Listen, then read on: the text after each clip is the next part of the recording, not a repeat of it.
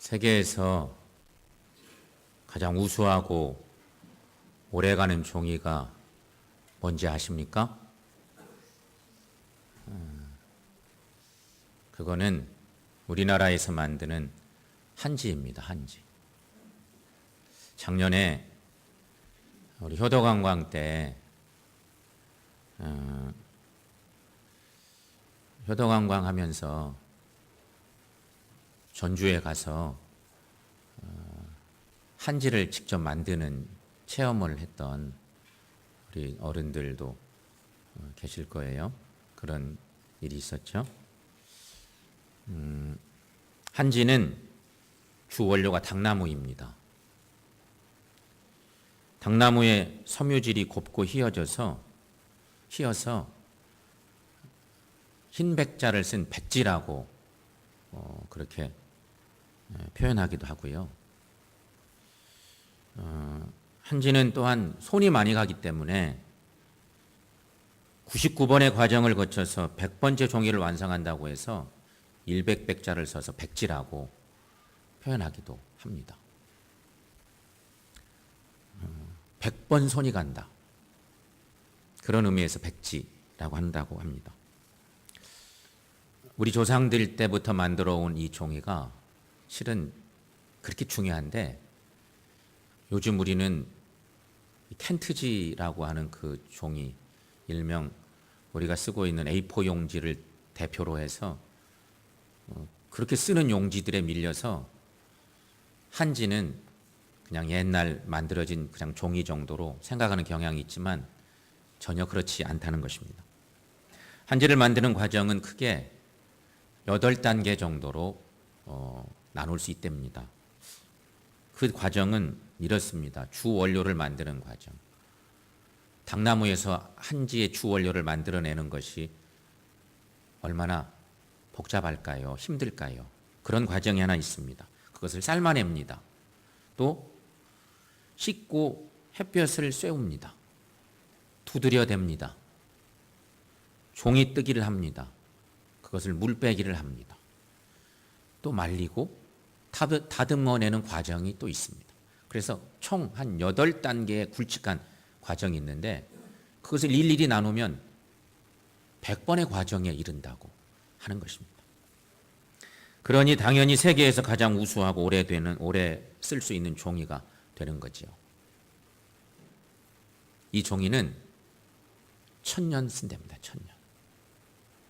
우리는 해마다 옛날 한옥집에는 그 창호지를 1년에 한 번씩 이렇게 바르지만 사실은 그 창호지가 1000년 가도 괜찮은 그렇게 우수한 종이라고 하는 것입니다. 이 백지 얘기를 하는 것은 과정 때문에 말씀을 드리는 것입니다. 수없는 과정을 거쳐야만 우수한 창호지가 나온다고 하는 그런 얘기죠. 그런데 여러분, 우리가 쓰는 말들 중에 이런 말들이 있습니다. 뭐로 가도 서울만 가면 된다. 그런 말이 있습니다. 우리 많이 쓰는 말입니다. 그런데 이 말은 절대 좋은 말이 아닙니다. 쉽게 말하면 과정은 무시하고 결과만 얘기할 때 이런 말을 쓰는 것이기 때문입니다. 사실은 바보 같은 말이에요. 결과 중심의 이 얘기들을 자꾸 할 때 이런 말을 쓰는 거예요. 그런데 여러분, 인생은 어떨까요? 인생이란 결과도 중요하겠지만 실은요, 과정이 더 중요합니다. 그런데 요즘 시대는 결과만 좋으면 뭐든지 좋다고 생각하는 경향이 많습니다. 과정이 어찌 됐든 결과만 좋은 결과 나오면 다 눈 감아주는 듯. 하지만 그렇지 않다는 것입니다. 이런 모습은 우리의 신앙생활에도 마찬가지입니다. 여러분, 신앙생활 어떻게 하고 계십니까? 보여지는 결과만 좋으면 될까요? 그렇지 않다는 것입니다. 그래서 신앙을 가장 잘 설명해 주는 말들이 이런 말들입니다. 십자가의 고난 없이 부활의 영광은 없습니다. 요즘 사순절 기간쯤에 우리가 명심해야 될 중요한 신앙적인 그런 명제라고 할까요? 그런 말입니다. 시인은 또 이렇게 노래한 적이 있습니다. 눈물을 흘리며 씨를 뿌리는 자는 기쁨으로 단을 거두리로다. 그렇습니다, 여러분.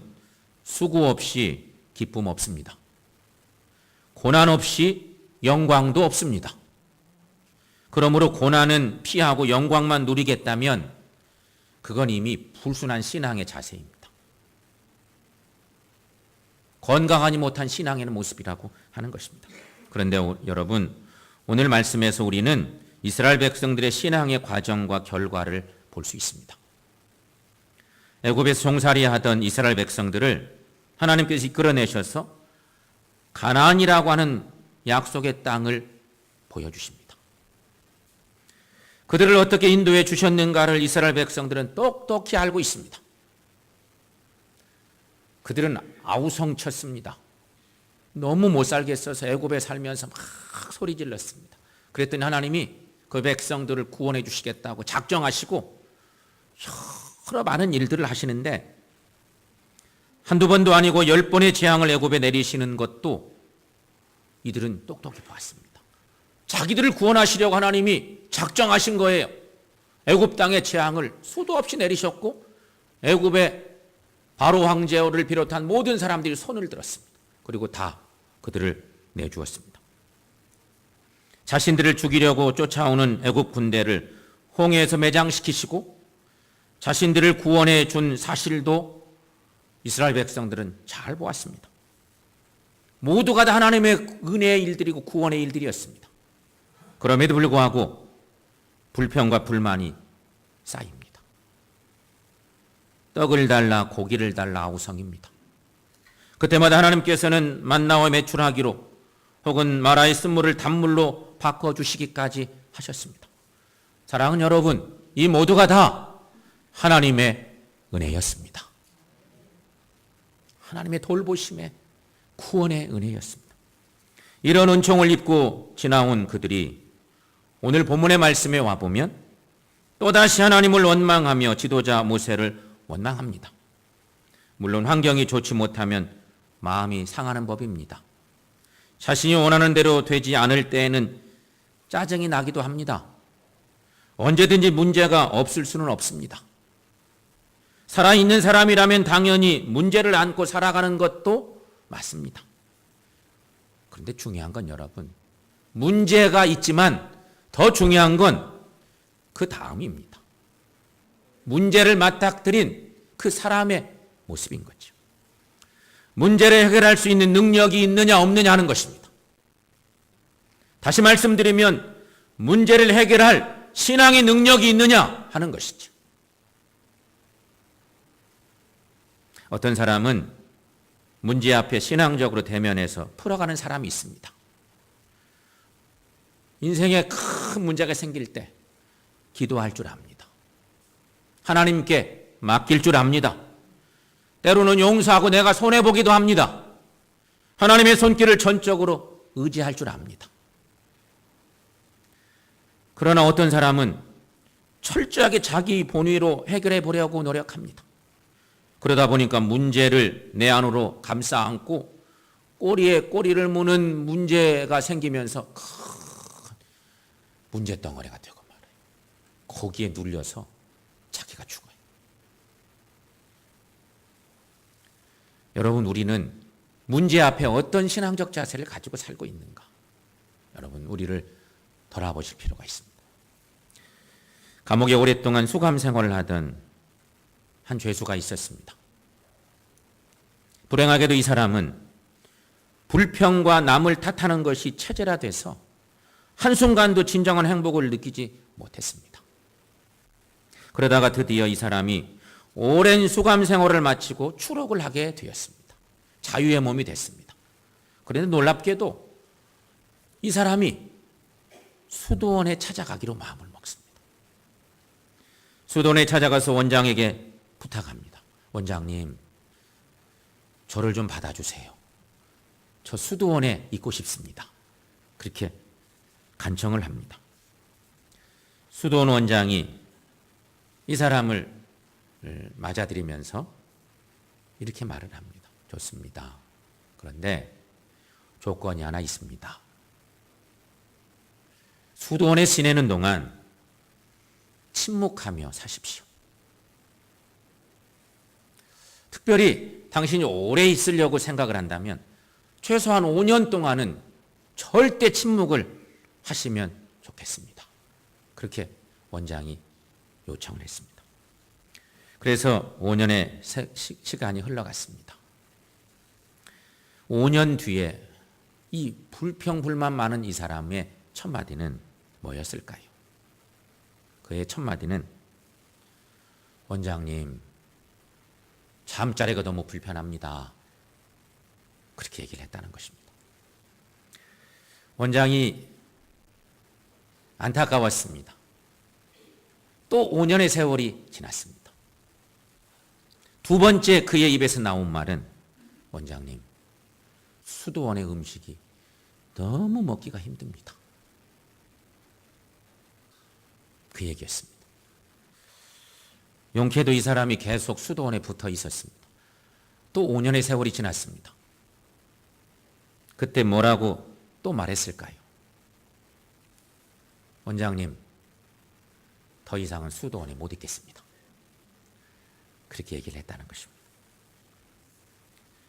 이때 수도원 원장은 이 사람에게 이렇게 말했습니다. 그대가 여기 있는 동안 불평뿐이었으니 그만 나가주시오. 이렇게 얘기했다는 것입니다. 사랑하는 성도 여러분, 요즘 여러분들은 무슨 말을 많이 하며 살고 계십니까? 여러분 생각해 보세요. 나는 요즘 무슨 말을 많이 하고 있나? 어떤 자세로 인생을 살고 있나? 혹시나 불평불만이 많지는 않습니까? 감사가 빠져있는 삶을 살고 있지는 않습니까? 그렇다면 여러분은 몹시 불행한 인생 가운데 있는 것입니다. 오늘 본문의 말씀에 우리가 주목할 필요가 있습니다. 불평과 불만이 가득할 때에 많은 사람들이 불뱀에 물려 죽기 시작했다는 것입니다. 이게 오늘 말씀에서 중요한 요지입니다. 오늘 본문 5절에서 6절 말씀 자막을 통해서 여러분 하나님 말씀 함께 읽습니다. 백성이 하나님과 모세를 향하여 원망하되 어찌하여 우리를 애굽에서 인도해내어 이 광야에서 죽게 하는가? 이곳에는 먹을 것도 없고 물도 없도다. 우리 마음이 이 하자는 음식을 싫어하노라 하매 여호와께서 불뱀들을 백성 중에 보내어 백성을 물게 하심으로 이스라엘 백성 중에 죽은 자가 많은지라. 아멘. 여러분, 광야길은 원래 불뱀이 많은 곳입니다. 이 광야의 모습은 그렇습니다. 원래 불뱀이 많습니다. 이 불뱀은 독이 강해서 물리면 거의 죽습니다. 그런데 지금까지 지내온 광야길에 이스라엘 백성들이 그 광야를 그렇게 헤매었어도 불뱀의 공격을 받은 적이 없었습니다. 그 이유는 하나님께서 이들을 보호해 주셨기 때문이었습니다. 미리미리 피할 길도 인도해 주시고 전적인 하나님의 도우심으로 불뱀을 피할 수 있었던 것이었습니다. 그런데 오늘은 이스라엘 백성들의 불평과 불만이 얼마나 컸던지 하나님께서 보호해 줄 힘을 잃어버릴 정도까지 이른 것입니다. 성도 여러분, 불평과 불만도 한계가 있어야 되고요, 정도껏 할 수 있어야 됩니다. 하나님의 보호의 손골이 못 미칠 정도의 불평과 불만은 스스로 자기 무덤을 파는 행위와 같은 것이기 때문입니다.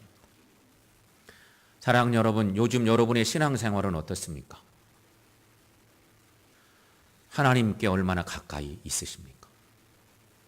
여러분의 신앙생활의 여정을 한번 묵상해 보십시오. 새벽 기도하지 않고 대충대충 살아가도, 주일 예배 하루만 지키면서 살아가도 살만합니다. 일일이 기도 제목으로 기도하지 않아도 물론 하나님께서 잘도 챙겨주십니다. 우리가 특별한 능력이 없어도 살고 여러 사건과 어려움 속에서도 오늘의 삶을 살아가고 있는 것은 왜일까요? 하나님께서 은혜로 지켜주시기 때문인 것입니다. 하나님이 얼마나 많이 봐주시는지, 하나님은 이렇게 살면 좋겠다 말씀하시는데 우리는 내 방식대로 살면서 하나님의 은혜 받기는 사모하고, 다행히도 하나님이 얼마나 우리를 지켜주시고 살펴주시는지 그 은혜로 삽니다. 그러나 여러분, 오늘 말씀처럼 하나님의 보호의 손길이 끊어지면 곧바로 불뱀이 우글거리는 사망의 음침한 골짜기로 통행해야 할지도 모릅니다. 하나님께서 더 이상 우리를 지켜주실 마음을 잃어버리시면 어떻게 될까요? 우리가 거기에까지 이르도록 완악해져서는 절대 안 됩니다. 이스라엘 백성들은 여기까지 완악해졌다가 불뱀에 물려 죽습니다. 사랑하는 여러분, 우리는 하나님의 보호하심의 손길이 그쳤을 때 겪었던 이스라엘 백성들의 불행을 결코 잊지 마시기를 바랍니다. 그렇다면 여러분, 이스라엘처럼 원망과 불평 많은 인생들의 살 길은 없는 걸까? 그렇지 않습니다. 하나님은 언제나 우리에게 살 길을 열어주시는 분이십니다. 다만 하나님께 자신의 형편을 인정하고 도움을 요청하는 자들에게 우리 하나님은 회복의 은총을 허락해 주십니다.